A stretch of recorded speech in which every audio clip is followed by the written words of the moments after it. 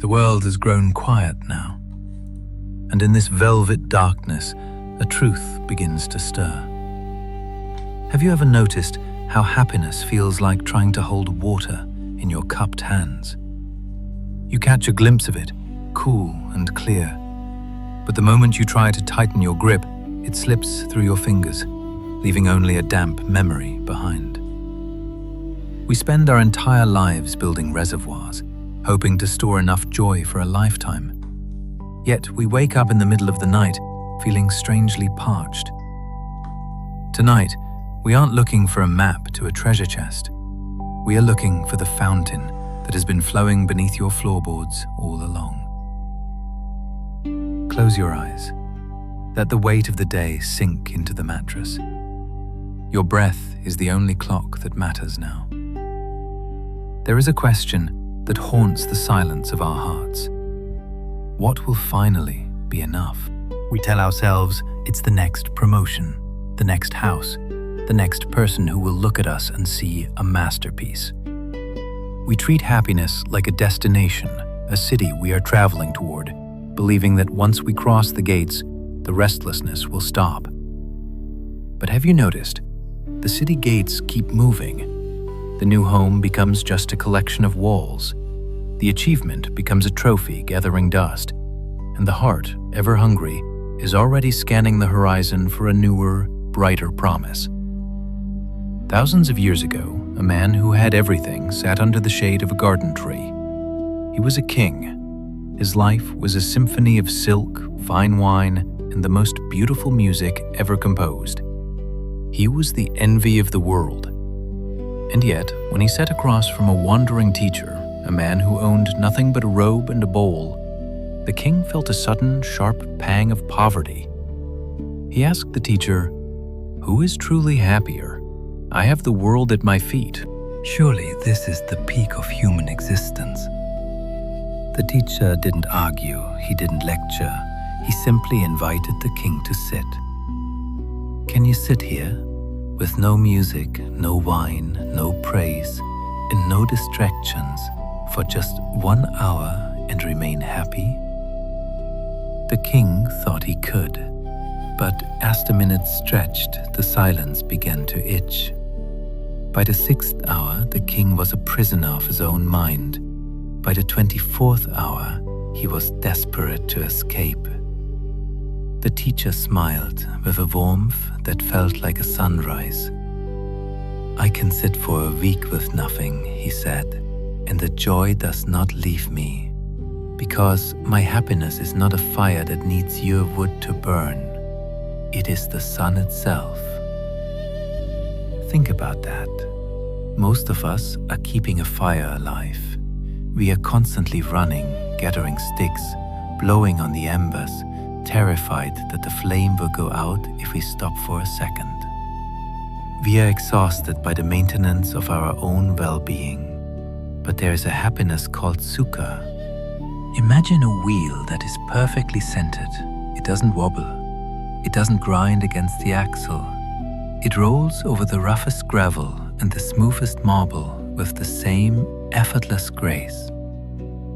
That is what it means to be centered in your own being.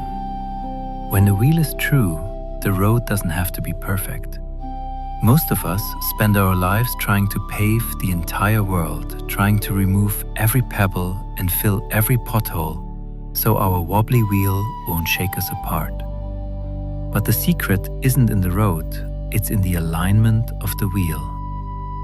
Your mind is a vast mansion with 100 rooms, yet we tend to spend all our time in the same 3 or 4 dark, damp closets, pacing back and forth, complaining about the lack of light. We obsess over the room of yesterday's regrets or the hallway of tomorrow's worries. We forget that there are 96 other rooms filled with floor-to-ceiling windows, where the light is golden and the air is sweet. You don't have to build these rooms. You don't have to earn them. You just have to stop locking yourself in the basement. I once heard of a young man who sought peace in a silent mountain retreat. He sat for months, He followed every rule. He stayed perfectly still. But inside, he was a storm. He was fighting his thoughts like they were enemies. Across the hall, there was another man who looked like he was carved from stone, intense, rigid, and frustrated. This man was trying to conquer peace. He treated enlightenment like a mountain he had to climb with sheer willpower. One morning, the young man simply stopped trying. He sat on his bed and looked out the window at a bird. He wasn't meditating. He wasn't practicing. He just stopped stirring the water. And in that moment, the silt of his mind began to settle. The water became clear, not because he forced it to be, but because he stopped shaking the glass. He realized that the rigid man across the hall was actually moving further away from peace with every aggressive breath he took. You see, you cannot catch peace with a net. You can only let it land on your shoulder like a butterfly. If you chase it, it flies. If you sit still, it finds you. We live in a world that tells us to "I'm fine" our way through every tragedy. We wear a mask of competence like a suit of armor. But armor is heavy, and it's cold. There was a woman who traveled to a healer by the sea, carrying a heaviness in her bones that she couldn't name. She expected a potion or a ritual. Instead, the healer just looked at her and asked, "Tell me where it hurts." She tried to give him a clever answer.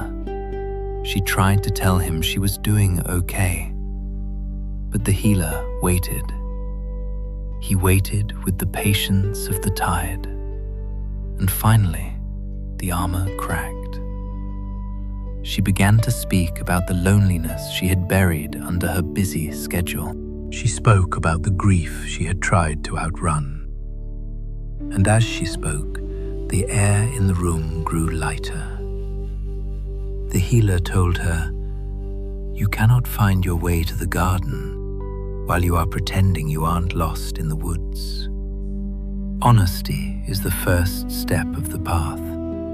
It's the bravest thing you will ever do, to look at your own pain and say, 'This is here, it hurts, and that's okay.'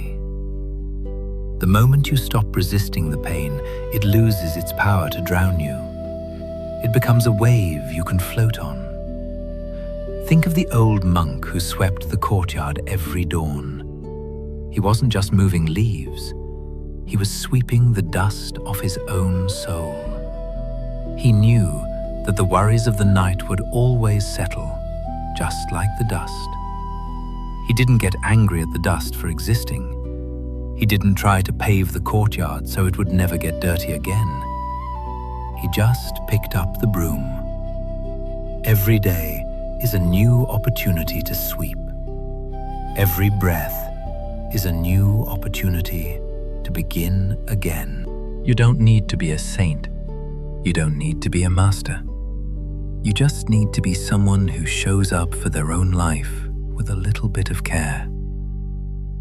Listen to the rhythm of your heart. It's been beating since before you had a name. It doesn't ask for a reward. It doesn't wait for you to be successful to keep you alive. It just gives. What if you could treat yourself with that same unconditional grace? What if you could look at your restless mind not as a problem to be solved, but as a child that needs to be held? The stars are always there, even when the city lights are too bright to see them. The peace you are looking for is the same. It isn't something you create, it's something you reveal. It's the silence between two musical notes. It's the space between your thoughts. You don't have to go anywhere to find it. You are already standing on the ground you've been searching for. But the night is still young, and the path goes deeper than this. Have you ever wondered why we find comfort in the very things that break us?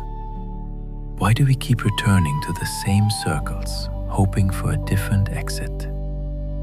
The answer lies in a place most people are too afraid to look, in a secret that the Buddha kept for those who were truly ready to listen. The secret is that we have become addicted to the very friction that exhausts us. We treat happiness like a prize at the end of a long, grueling race. And because we are always running, we never notice that the true prize is simply the ability to stop. We return to the same circles of worry and achievement because they are familiar, even if they break us. We recognize the shape of our stress, but we are terrified of the formless nature of peace. The Buddha understood this human tendency to cling to the struggle, and so he offered a way out that was not a new task to perform, but a quiet blessing to hold. Think about the ancient tradition that has been whispered for centuries across the high plateaus and the quiet forests. May all beings be happy. It is one of the most beloved phrases in the Buddhist world, and there is something incredibly tender about its simplicity. Listen closely to what it does not say. It does not say, "May all beings get exactly what they want." It does not say, "May all beings be successful or famous or wealthy." It says, simply, "May they be happy." It treats happiness as the deepest, most fundamental thing we can wish for one another, as if it were the very center of what it means to live well. Tonight, as you rest here, you might let that wish settle gently into your own heart. May all beings be happy. May you, wherever you are in the dark of this night, begin to feel that quiet happiness that has been waiting for you all along. It has not been hiding. It has not been playing hard to get. It has been waiting for the moment you stopped reaching outward and allowed yourself to simply be. When the wheel of your life turns true, the road was never actually the problem. There is no rush here. Simply notice how you are feeling in this moment. Let your breath be easy, like the tide coming in and going out.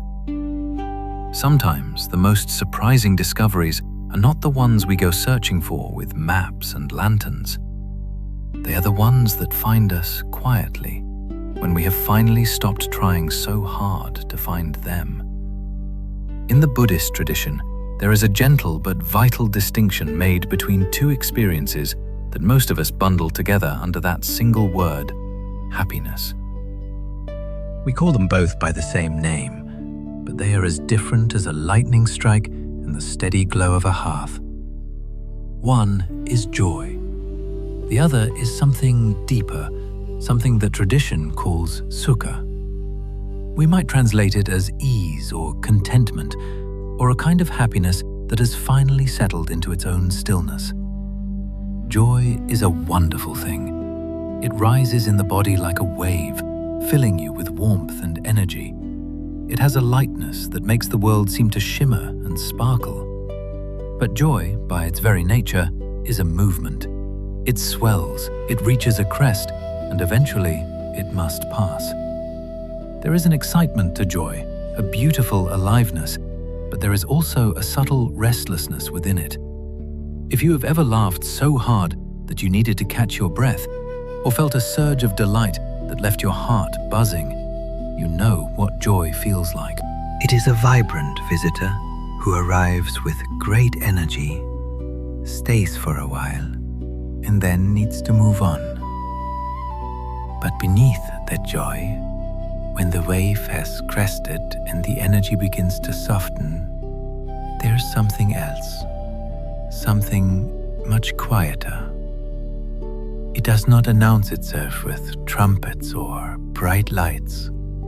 It does not sweep through the body or set the mind on fire. It simply sits there, like still water in a bowl after the wind has stopped blowing. It is a gentle sense of well-being, a feeling that in this moment nothing is missing, a realization that you are, right now, enough, that life in this very moment is enough. This is the happiness the Buddhist path gradually reveals to us. It is not a replacement for joy, but rather what remains when joy has done its beautiful work and moved on. To understand this, there is a story about a young man who traveled far from his home to spend many months in silent practice at a small retreat center tucked away in the hills. He was given a room that was almost entirely empty, just a bed, a window, and bare walls. Each day he would rise before the sun and sit in meditation. Each evening he would return to that small, silent room and sit again. In the early weeks, it felt like nothing was happening at all. His mind was a storm of busy thoughts, and his body was restless. Some mornings his legs ached so much from sitting that he wanted to cry out. His thoughts circled endlessly, returning to the life he had left behind, to conversations he hadn't finished, to plans he had only half made. He wondered more than once if he had made a terrible mistake in coming to this place. The silence felt heavy, almost oppressive at times. The simplicity of his days left him with nowhere to hide from his own restlessness. But he stayed. He kept sitting, and slowly, without any great dramatic moment, without any flash of insight or thunderclap of understanding, something began to shift. It started as a small warmth in his chest during the morning sittings. It was a feeling he couldn't quite explain or name. It wasn't connected to a happy memory or a hopeful thought. It was just there, like sunlight finding its way through a tiny gap in the curtains. Over the following weeks, this warmth deepened and spread through his entire body. Some mornings he would sit down, take a few slow breaths, and feel a kind of happiness rise up from a source he could not identify. It wasn't loud. It didn't make him want to leap up and shout. It simply filled him the way water fills a bowl. Quietly, steadily, and completely. He would sit there in that small room on that simple bed and feel a sense of love and well-being so full that it almost seemed to hum in the air around him. He hadn't done anything special to earn it. He hadn't solved a single one of his life's problems or received any wonderful news from the outside world. He had simply been sitting, day after day, in the same quiet room, and happiness had come to him the way spring comes to a hillside, not all at once, but unmistakably. After many months of this, he began to have a curious, almost fanciful thought. He wondered if all this happiness, all this warmth he felt while sitting in that one spot for so long, had somehow soaked into the room itself. He imagined it seeping into the wooden frame of the bed, into the very plaster of the walls. He smiled at the thought, knowing it was a bit of a daydream, but a part of him believed it was true. There was another practitioner at the same retreat center, a serious and disciplined man who had been there even longer. This man followed every rule meticulously. He sat for hours without moving a single muscle. He was deeply committed to his practice, but anyone could see that he was visibly struggling. His face carried a tightness that never seemed to soften, even in the gentlest moments of the day. His shoulders were always drawn up toward his ears. He moved through the hallways with the careful intensity of someone trying very hard to get somewhere, as though enlightenment were a destination he could reach if only he walked quickly and correctly enough. He reminded the young man of himself in those early, difficult weeks when the silence had felt like a weight and the sitting had felt like hard labor. But for this man, the heaviness had not lifted. It had hardened into a kind of grim determination. Determination is a fine quality in many parts of life, but it can become its own kind of trap when what you truly need is to let go.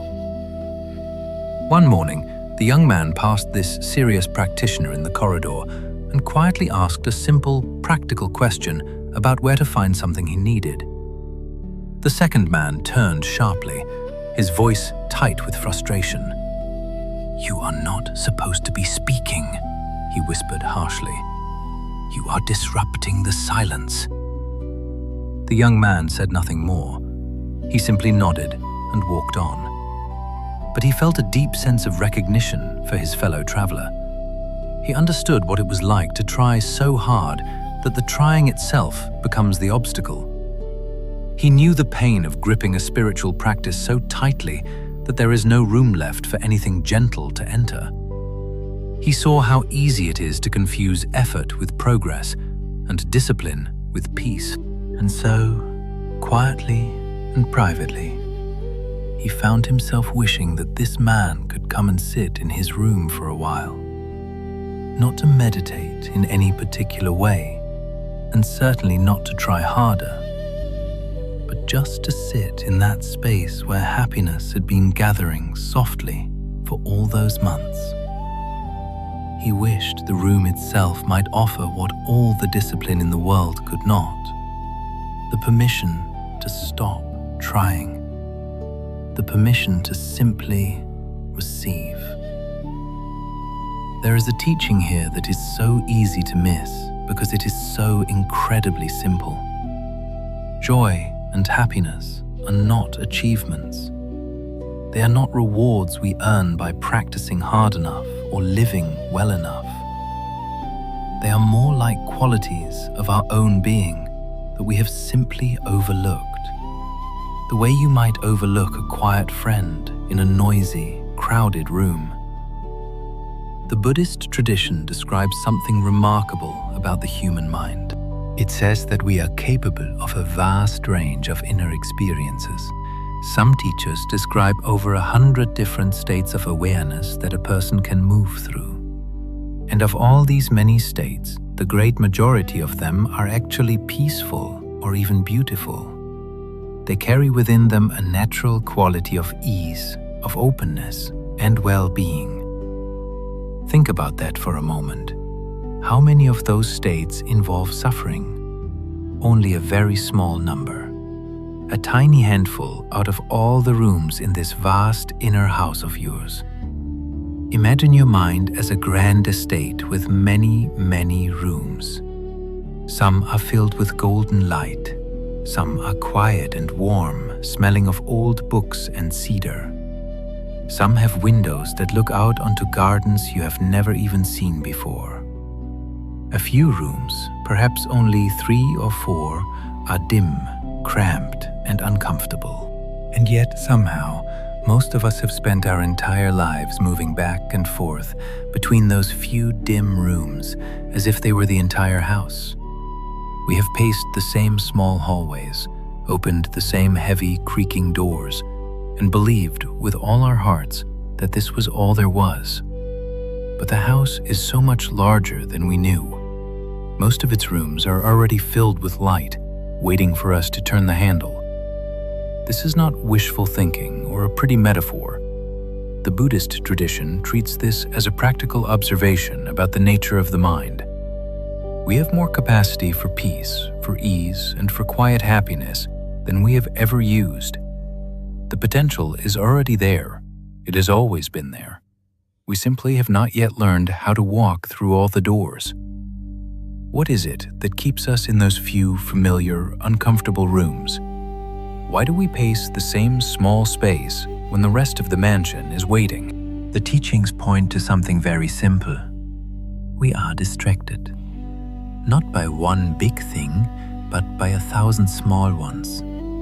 Our attention is pulled this way and that all day long, like a leaf caught in a turbulent stream. We are thinking about what happened yesterday, planning for what might happen tomorrow, worrying about something someone said, or rehearsing exactly what we will say in return. And And while we are caught in this endless current of thoughts and reactions, we simply do not notice the quiet happiness that is already here, waiting just beneath the noise. We become so accustomed to the busyness of the mind that it starts to feel normal. We forget that there is any other way to be. The rushing, the planning, the low hum of worry, it all blends together into a kind of background static that we mistake for life itself. And underneath that static, quiet as a heartbeat, something patient is waiting. It is a little like standing in a garden at night, convinced that there are no stars in the sky because you have been staring at the bright screen of your phone. The stars were always there, burning with ancient light. You only needed to look up. The Buddha understood this deeply. He saw that much of our unhappiness is not caused by the actual conditions of our lives, but by the habits of our minds. We get tangled in wanting things to be different than they are. We resist what is here and reach desperately for what is not. We scatter our attention across so many concerns that there is nothing left of us to simply be present. An undisciplined mind is like an elephant running wild through the jungle. And a wild elephant does not stop to notice the beauty of the forest it is crashing through. But the wild elephant, in its blind rush to find a destination, forgets that it is already in the heart of the very forest it seeks. So the path offered by the Buddha was not about adding more to our lives. It was not about acquiring new things or achieving extraordinary states of being. In the most beautiful way, it was about subtraction. It was about gently setting down the heavy things we did not need to carry. It was about learning to be still enough, quiet enough, and present enough to notice what was already here. There is a phrase in the Zen tradition that captures this beautifully. A student once traveled many days, crossing rivers and climbing steep mountain passes, just to sit with a renowned teacher. He had spent his life reading scrolls and debating philosophy, but his heart was still restless. When he finally arrived at the small, thatched roof hut, he bowed deeply and asked, "What is the essence of your teaching? What is the one thing I must understand to find the peace you possess?" The teacher looked at him calmly, his eyes reflecting the soft light of the afternoon, and said only one word: "Attention." The student waited, his breath held in anticipation. Surely there was something deeper, something more complex, some secret formula that would unlock the mystery of the mind. He leaned in closer, his voice a whisper. Yes, but what else? What comes after attention? The teacher did not blink. He simply said it again. Attention. The student was puzzled, even a little frustrated. He had expected sutras and long lectures and profound metaphors. But the teacher offered only this one word, repeated like the clear strike of a bell in a silent valley. Attention. Attention. This is not a trick answer. It is the most honest one. Because when we truly pay attention, when we gather our scattered awareness into this single moment, rather than spreading it thin across a dozen others, something fundamental shifts. The noise of the mind begins to soften. The space between thoughts grows a little wider, like the gap between clouds on a windy day. And in that space, we begin to notice what has been waiting there all along. It is not fireworks. It is not ecstasy. It is just a quiet, steady warmth. The feeling of being at home in your own being. You do not need to go anywhere to find it. You do not need to sit for months in a small room, although that is a beautiful thing to do if you can. You only need to pause, even for a single moment, and pay attention to the feeling of the air on your skin, to the sound of your own breathing, to the simple, undeniable fact that you are here, alive, resting, and that in this moment, nothing is wrong. Most of the rooms in your house are filled with light. You have simply been standing in the dark hallway, looking at your phone, forgetting that the doors are already unlocked. Let us pause here for a moment. You do not need to do anything at all. Just rest and breathe, and notice how you feel. Whenever you are ready, we will continue on together. How does someone begin to find their way toward this peace? This is a question that has been asked for thousands of years, and the answers have taken many forms. But in the Buddhist tradition, there is a description of the path that is especially tender, because it begins not with strength, not with discipline, not with any great spiritual achievement, but with something much more humble. It begins with honesty. The Buddha described a natural unfolding, a series of stages that build gently upon each other, the way a garden grows. You do not force a seed to become a flower. You simply give it the right conditions, and it opens in its own time. The path toward inner peace works in much the same way. One stage creates the conditions for the next, and the next creates the conditions for the one after that. And the very first stage, the one that sets everything else in motion, may surprise you. It is the willingness to be honest about the fact that something hurts.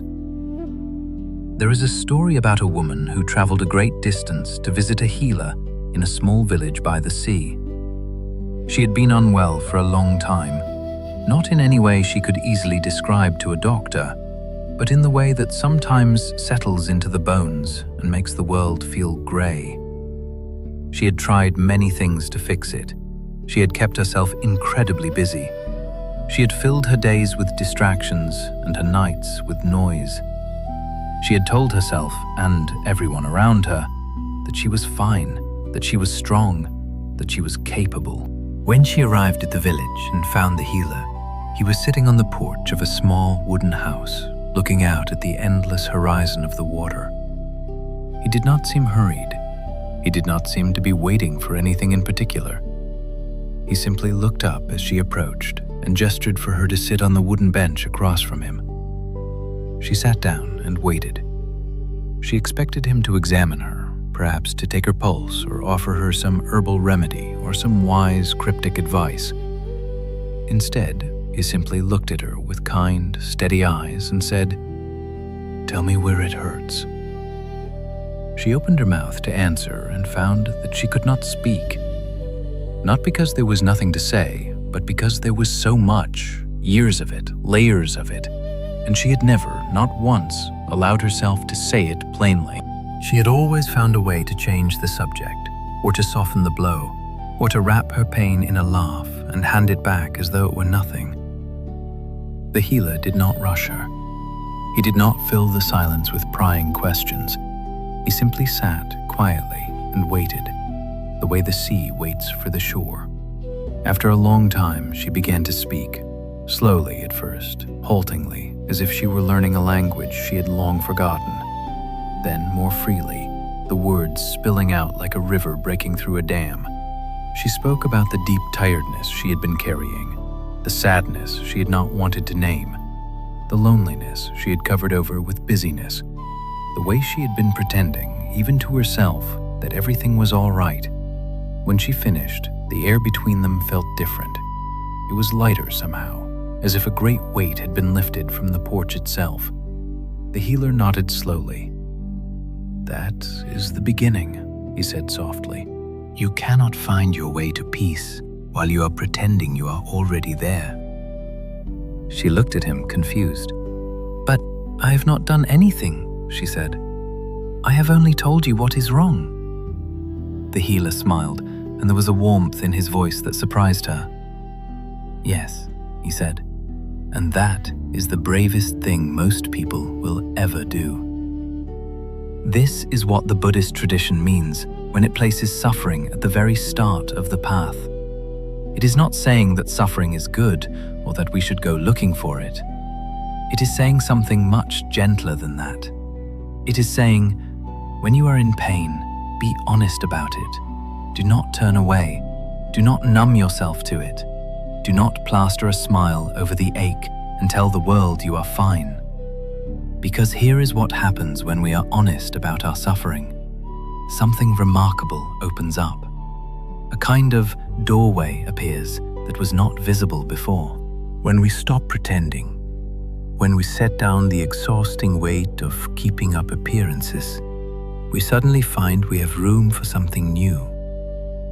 What rushes into that room almost immediately is a kind of hope. The Buddha called this faith. Not faith in the way it is sometimes understood as believing in something you cannot see or accepting a doctrine without question, but faith as a kind of quiet confidence. It is a feeling that says, if I can be this honest about what is difficult, then perhaps there's a way through it. Perhaps this pain is not all there is. Perhaps there's a path I can walk, and perhaps I am strong enough to walk it. It is the feeling you get when you have been lost in the deep woods for a long time and you finally catch sight of a narrow trail. You do not know exactly where it leads. You do not know how far it goes or what obstacles lie ahead. But you know it is a trail. You know that someone has walked it before you, and that alone is enough to lift the heaviness from your shoulders and put a little warmth back in your step. And this quiet confidence, this willingness to believe that change is possible, is what gives rise to the next stage, which the tradition calls delight. Delight is a beautiful word, and it describes a beautiful experience. It is the feeling that comes when you realize you are no longer stuck. It is when you look at your life and notice that you have begun to move in a direction that feels true. When your actions begin to line up with your values and you feel, perhaps for the first time in a long while, that you are living with integrity. There's a particular kind of delight that comes from knowing you are on a good path. It is not a perfect path where everything is easy or clear, but it is an honest path. A path where you are no longer running away from yourself. Perhaps you have felt this in your own life, the quiet satisfaction of having been kind when you could have been harsh. The gentle pride of having chosen patience over a quick, angry reaction. The warmth that comes from knowing that today, in your own small way, you tried to live well. These are not dramatic feelings. They do not make headlines, but they are deeply nourishing, like a piece of bread after a long, cold walk. And they matter more than we sometimes realize. In the Buddhist understanding, this kind of delight is not a luxury. It is not a bonus you receive after years of grueling effort. It is a necessary part of the journey. Without some taste of it, without some sense that our efforts are bearing fruit, it becomes very difficult to continue. We need that warmth the way a traveler needs water. We need that encouragement the way a plant needs light. And the beautiful thing is that it does not come from the outside. No one needs to hand it to you. It comes from your own actions, from the quiet choices you make each day without fanfare.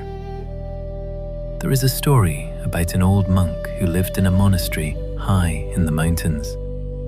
He had been there for many years, his hair turned white like the snow on the peaks. Each morning, long before the sun rose, he would sweep the stone courtyard before the other monks awoke. It was a simple, repetitive task. The courtyard was not large, and the sweeping did not take long. but he did it with such care, such quiet attention, that the other monks sometimes paused to watch him through the windows. One day, a young student who had recently arrived approached him after the morning sweeping was done. The courtyard stones were still damp with dew, and the first light was just beginning to warm them. "May I ask you something?" the student said.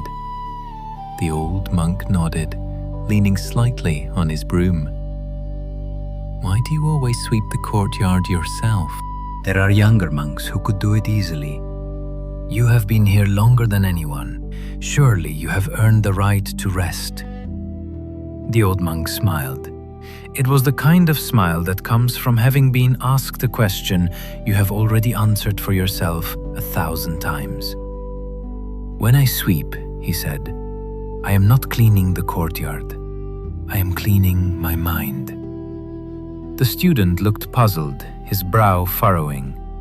The old monk leaned the broom against the stone wall and sat down on the step beside him. "Each morning I wake up and there is dust in the courtyard. Yes, but also in here." He touched his chest lightly. "Small worries, old habits, little tangles of restlessness that gathered while I was sleeping. And so I take the broom and I begin. Stroke by stroke, the courtyard becomes clear. And stroke by stroke, something in here becomes clear too. By the time I am finished, I feel a kind of gladness. Not because the courtyard is clean, it will be dusty again by tomorrow, but because I showed up for my life this morning. I did one small thing with care, and that is enough to begin a good day." The student sat with this for a while, watching a small bird hop along the edge of the courtyard wall. Then he asked, "And what happens after the gladness?" The old monk looked out at the mountains where the mist was beginning to lift, revealing the green valleys below. "After gladness comes calm," he said.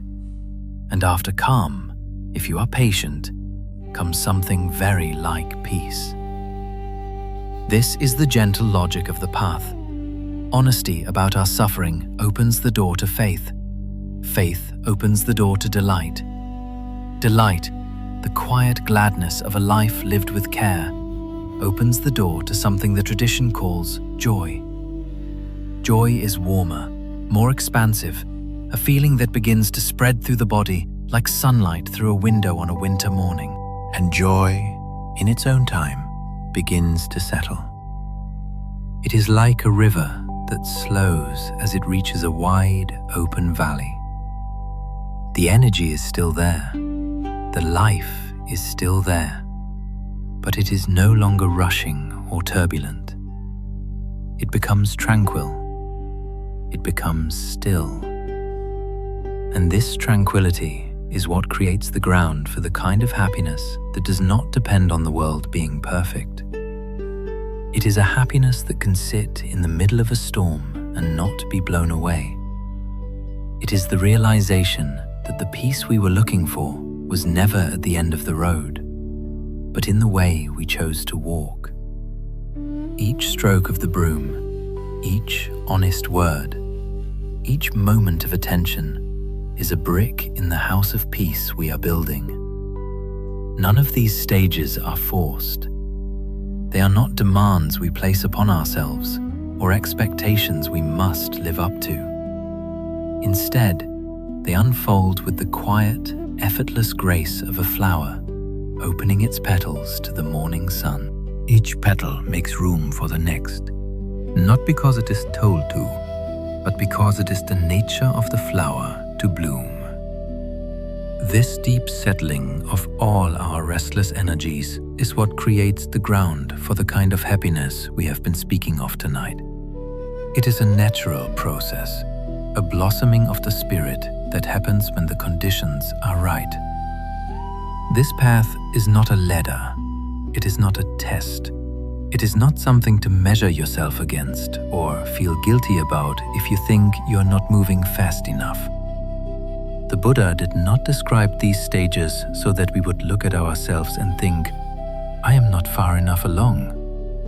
He did not want us to turn our spiritual journey into another race, another source of stress or competition. He described them so that we might understand how natural the journey toward peace really is. It is like a map of a river.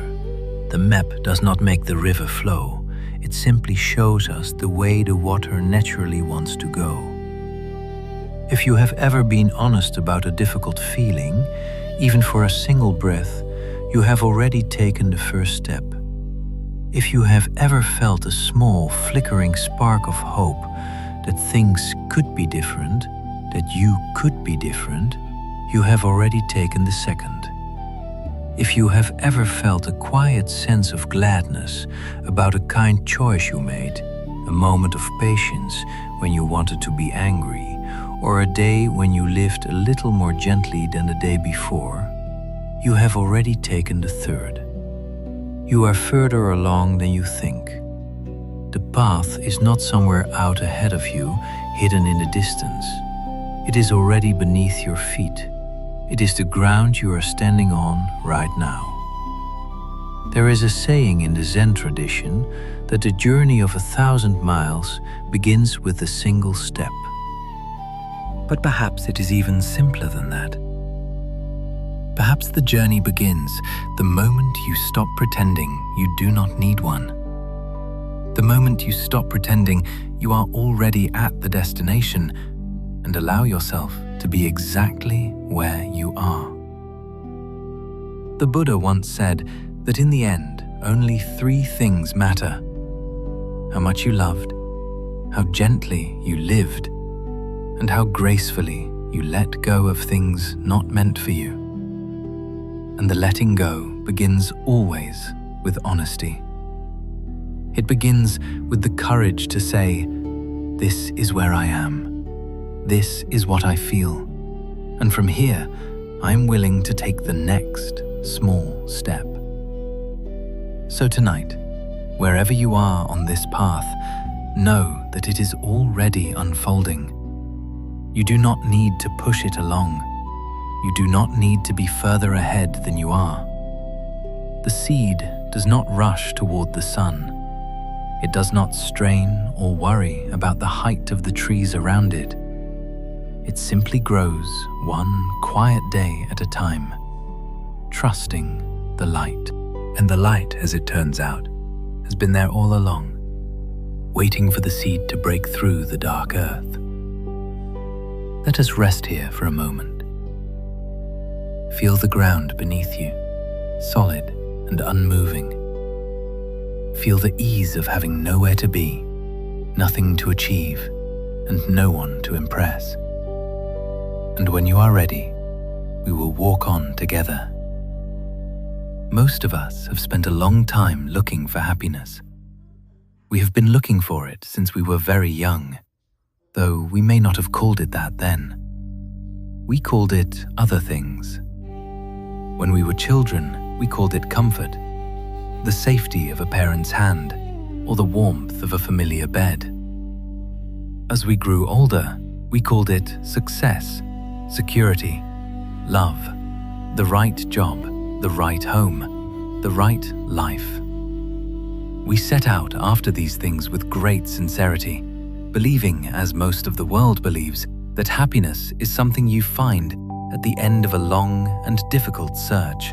We believed that it was waiting for us in a particular place, and if we were only diligent enough, clever enough, or lucky enough, we would eventually arrive there. The Buddha had a beautiful, profound compassion for this kind of searching. He did not dismiss it as foolish. He did not look down upon our efforts to find joy in the world. He simply noticed, with the quiet clarity of someone who has watched the same pattern unfold 1,000 times, that the search itself often leads us in circles. We walk the same paths, hoping they will lead to a different destination this time, only to find ourselves back where we started, still reaching, still wanting. Tonight, let us look gently at some of those circles, not to judge ourselves for having walked them, for we have all walked them, and we will likely walk them again, but to see them clearly. When we see the circle for what it is, we might, in our own time, find our way to something more lasting. There is a particular kind of happiness that comes from relief. You know this feeling well. You have been carrying something heavy for a long time, a worry that wouldn't leave you, a tension in your shoulders that became a part of you, a difficult stretch at work, or a conflict at home that felt like a dark cloud over your days. And then, finally, it passes. The project is finished, the conflict is resolved. The worry turns out to be unfounded. In that moment of release, there is a flood of something that feels very much like happiness. A long, exhausting week ends, and you sink into the quiet of an evening with nothing to do. A difficult conversation you have been dreading for days turns out to be easier than you feared. A physical pain that has been troubling you finally eases, leaving behind a lightness you had forgotten was possible. In those moments, the body softens, the mind opens. There is a wash of something lovely and cool. We breathe out a long, slow breath. We smile. We think, yes, this is what I have been waiting for. This is real. That feeling is genuinely pleasant. There is nothing false about it. But there is something important to notice about it. It only lasts as long as the memory of the burden is fresh. The happiness of relief is always defined by what came before it. It is the shadow cast by the weight we were carrying. And once the memory of that weight begins to fade, as it always does, the happiness fades with it. It is like a cool breeze that feels wonderful on a blistering hot day, a moment of pure grace. But that same breeze means nothing in the middle of autumn when the air is already cold. This is why relief is always temporary. It is not a spring that flows on its own. It is more like the silence after a loud noise, beautiful, yes, and certainly welcome, but it only exists in relation to the noise that preceded it. And so we find ourselves, almost without realizing it, in a strange and tiring cycle. We accumulate stress so that we can feel the relief of releasing it. We wind ourselves tight, pushing our limits so that we can feel the pleasure of unwinding. We work ourselves to the point of total exhaustion so that we can finally feel the sweetness of resting. We begin to mistake this rhythm, this endless tightening and loosening, for happiness itself. We begin to think that this is all happiness can ever be, a brief pause between burdens. The Buddhist tradition looks at this pattern with great gentleness and says, there is another way. There is a happiness that does not require a burden to be lifted, because it does not depend on the burden in the first place. There is a story about a merchant who lived in a busy, thriving town. He was a good man, well liked by his neighbors, and respected for his hard work. He had a wife who loved him and a life that many would envy, but he had a dream that he carried with him every day. For years, he had wanted to build a fine house on the hill above the town. From his shop window, he could see the exact spot where he wanted it to stand, and each day as he worked, he would glance up at that hill and imagine the house. He imagined the tall windows that would catch the morning light. He imagined a garden with a view of the entire valley below. He imagined rooms that smelled of new wood and possibility. The thought of it kept him going through long days and difficult seasons. When the taxes were high or the trade was slow, he would look at the hill and tell himself it would all be worth it. His wife would sometimes find him standing at the window, gazing upward with a distant look in his eyes. "You are looking again," she would say, smiling gently. "One day," he would answer, "one day it will be ours." She could see how much it meant to him, how the thought of that house was the bright thread running through his years, giving him a reason to strive. So she did not discourage him. She saved alongside him. She waited alongside him. And after many years, the house was finally built. It was everything he had imagined and more. The windows were indeed tall, the garden was lush, and the view of the valley was breathtaking. On the first evening, the merchant and his wife sat together on the porch and watched the sunset over the town where they had spent so many years dreaming of this very moment. The air was still, and the smell of jasmine from the garden was sweet. "Are you happy?" she asked him softly. "I am," he said. And in that moment, he truly meant it.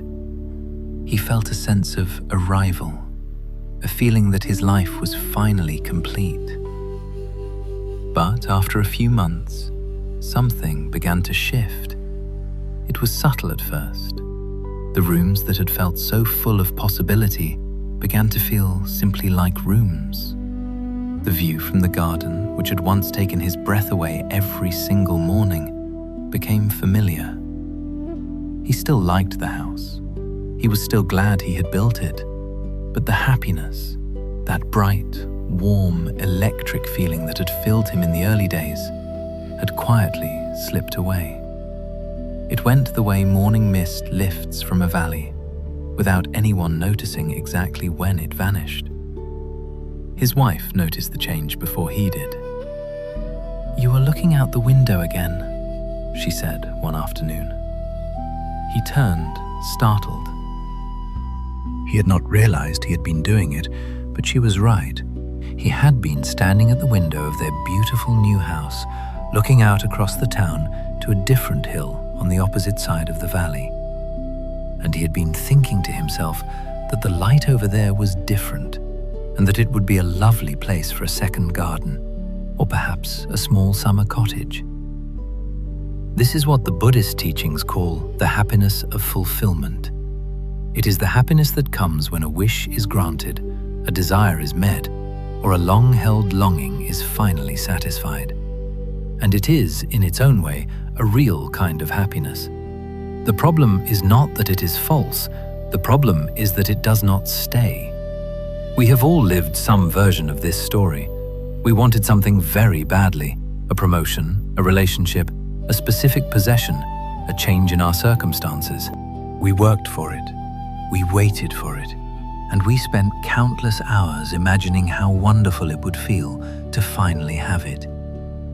And when we got it, there was a burst of warmth, a sense of, "I have arrived," a moment when the world seemed to say, "Yes, you did it." But the warmth always fades. The sense of arrival gives way to a new restlessness, and before long, the mind is already reaching for the next thing, already gazing at a new hill, already composing a new dream to fill the void. It is not that the dream was wrong. It is simply that we asked the dream to do something it was never meant to do. We asked it to make us happy forever. And no dream, no matter how beautiful, can carry that weight. The Buddha spoke about this, using the image of a person trying to quench their thirst by drinking salt water. Each drink seems to help for a fleeting moment, providing a brief sensation of moisture, but it only deepens the thirst in the long run. Not because the water is bad, but because it is not the kind of water that truly satisfies the body's needs. This is not a reason to stop wanting things or to stop having dreams. It is not a reason to feel guilty about our desires or to punish ourselves for wanting a better life. The teaching is much gentler than that. It is simply an invitation to notice. It is an invitation to see the pattern clearly and to hold it with kindness. We can learn to say to ourselves, "Ah yes, I know this feeling. This is the happiness of getting what I want. It is lovely while it lasts." And then we can acknowledge without bitterness that it does not last. That is all right, because there is a deeper well, one that does not run dry with the changing seasons. There's one more circle worth looking at, though it is a quieter one, and we may not always recognize it in ourselves. Sometimes we find a strange, hidden kind of comfort in comparison. We look at the people around us, our friends, our colleagues, our neighbors, and we measure ourselves against them. And when we come out favorably, something inside us relaxes. We feel a little safer, a little more solid, a little more all right in the world. This can take very subtle forms. It is not always as obvious as gloating or being cruel. Often, it is just a quiet inner voice that says, well, at least I'm doing better than they are, or at least I haven't made the mistakes they have. It might be a small flicker of satisfaction when someone who once intimidated us stumbles, or a sense of relief when we realize we are further ahead in some invisible race. We may not be proud of these feelings, we may not even want to admit they are there, but they are very human and very common. The Buddhist tradition asks us to look at them not with shame, but with curiosity. Because what is really happening in those moments? What is the mind actually trying to do? It is trying to protect itself. It is trying to build a little fortress of identity, a sense of I am okay, by comparing its position to others. And there is a kind of temporary ease in that, but it is a fragile, precarious ease. It depends entirely on the other person remaining where they are. If they suddenly rise, our ease collapses. If they succeed where we have failed, our comfort vanishes instantly. We have built our sense of well-being on someone else's foundation, and that foundation can shift at any moment. The Buddha saw this with perfect clarity. He understood that any happiness built on comparison is a house built on sand. Not because comparison is evil, but because it places our peace in someone else's hands. It makes our internal state a prisoner of someone else's external life. And the kind of happiness worth seeking is the kind that rests in our own hands, undisturbed by the winds of other people's fortunes. So if the happiness of relief does not last, and the happiness of fulfillment fades, and the happiness of comparison crumbles, where does that leave us? It leaves us, perhaps, in exactly the right place. It is only when we see clearly that these circles do not lead where we hoped that we become willing to look in a different direction. It is in the exhaustion of the search that we finally become still enough to notice what was there before the search even began. There is a saying attributed to the Buddha that in the sky there is no distinction of east and west. People create these distinctions out of their own minds and then believe them to be true. We do the exact same thing with happiness. We create elaborate, intricate maps of where it should be found, what it should look like, and what strict conditions must be met before we are finally allowed to feel it. We tell ourselves that happiness lives in a certain house, or a certain salary, or a certain version of ourselves that we haven't quite become yet. And then we spend our entire lives following those maps, exhausting ourselves in the pursuit, rarely stopping to ask whether the maps were ever accurate in the first place. What if happiness were not at the end of the map? What if it were not at the end of anything? What if it were here, right now, underneath all the searching? Not something to be found through effort, but something to be uncovered through stillness. Not a destination we travel toward, but a quality of being that has been waiting quietly all along for us to notice it. This is something the great teachers have always known, that the one who stops running is the one who arrives, that the one who stops grasping is the one whose hands are finally full. It sounds like a riddle, but it is more like a homecoming. This is the invitation the Buddhist path extends. It is not an invitation to stop living or to stop wanting, dreaming, or reaching for things that matter. Instead, it is a gentle suggestion offered with the kindness of someone who has walked the same circles many times, to recognize that the deepest happiness does not come from any of those external things. It comes from something much closer, something that has been with you since before you even started looking. There is a Zen saying that goes, "Sitting quietly, doing nothing, spring comes, and the grass grows by itself." You do not need to make the grass grow. You do not need to pull it up from the earth with your hands. You only need to stop paving over the ground with your own expectations and demands. Tonight, as you rest here, you might begin to notice the places where you have been searching. Think of the things you have been reaching for, the maps you have been following with such intensity. You might, just for this moment, set them gently down. You don't have to set them down forever, just for now, just to see what is already growing quietly beneath your feet when you aren't trying to force the world to be different. Let us pause here for a breath.